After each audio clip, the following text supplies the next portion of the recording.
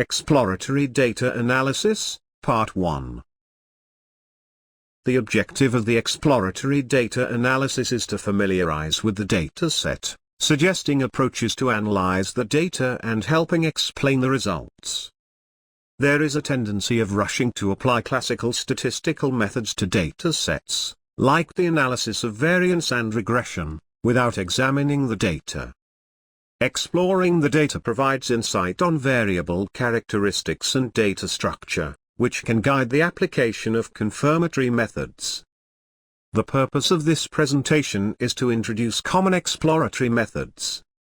Fisher had already noted that diagrams do not give proof, but bring features to the eye.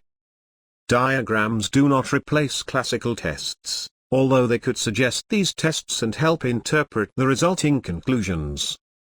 Tukey created the Exploratory Data Analysis, EDA for short, with its own terminology, like batch for a dataset, re-expression for transformation, and rough for residual. In general, the EDA is not part of the traditional statistics teaching, which concentrates on classical methods based on the theory of probability. Visualization is inherent to the EDA to describe and identify data patterns and relationships between variables.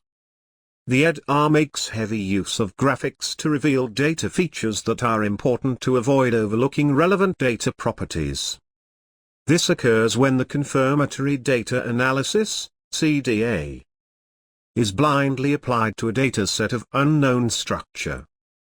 Popular EDA displays are the stem and leaf diagram, the box plot and the scatter plot, with their variations. The EDA tools also comprise simple tables and yet other techniques to look at the data.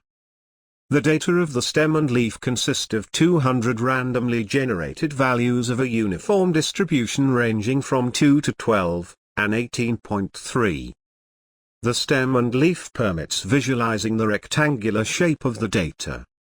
It is apparent from the diagram the non-normality of the data and the presence of the outlier. Classical methods sensitive to extreme values and assuming normality should not be used with this variable. The stem and leaf is a graphical frequency table that keeps the exact values of a variable. From a stem and leaf diagram, it is possible to reproduce the observations of the variable. In this example, the stem orders the integer parts to the left of the divider, and the leaves collect, to the right of the divider, the ordered decimal parts of the corresponding stem value. The stem and leaf diagram is useful to roughly tell the variable shape, C-modes and indication of skewness, while showing sample size. The data of the box plots consist of insect weights, in milligrams, of 14 females and 12 males. The box plots allow visual comparison of the two groups on the same scale. It is obvious from the plot that males are in general heavier, and present a potential outlier. In addition, both male and female weights appear asymmetric. These features of the data should be considered when making a formal comparison, like the t-test. Box plots express the range, spread, symmetry and potential outliers of a variable, but don't show the size of the sample. Tukey's original method will flag too many potential outliers if the data are asymmetric. A typical box and whisker plot has a scale, a box, and whiskers. The box contains the second and third quartiles separated by the median line. In the Tukey's original method, the whiskers extend to the minimum and the maximum, provided these do not exceed 1.5 times the interquartile range, on either side of the box. The interquartile range is the third minus the first quartile limits or hinges. Values exceeding the whiskers ends or fences are potential extremes, which are displayed individually. The box plots also permit comparing different variables sharing the same scale. There are diverse ways of constructing box plots and the visual results may be different, especially for small data sets. The EDA tools also comprise simple tables, like the 5 numbers summary displayed here. The 5 numbers in the table are from the 14 female insect weights pictured in the box plot. The 5 numbers summary table is the basis to build the box plot.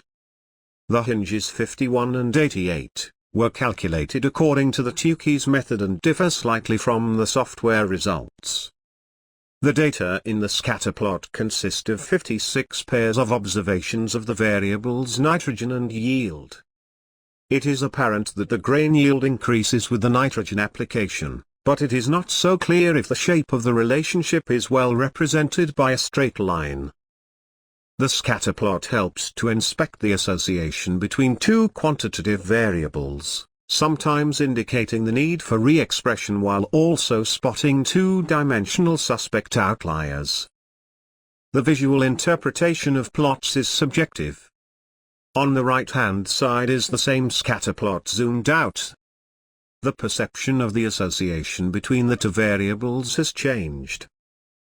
The exploratory data analysis is controversial. The EDA is an open-minded, informal, flexible, probability-free and not a strictly defined methodology. The visual interpretation of plots is a subjective matter, as seen in the previous image. A simple display zoom can alter perception. However, the EDA is important to look at the data in order to guide the application of classical statistical methods. Thanks for listening and remember, familiarize with the individual variable properties. Understand the dataset group features. Produce as many exploratory plots and tables as needed. Contrast the exploratory findings against anticipated tests. Modify the application of the confirmatory analysis accordingly. Visit also data entry for statistics in YouTube.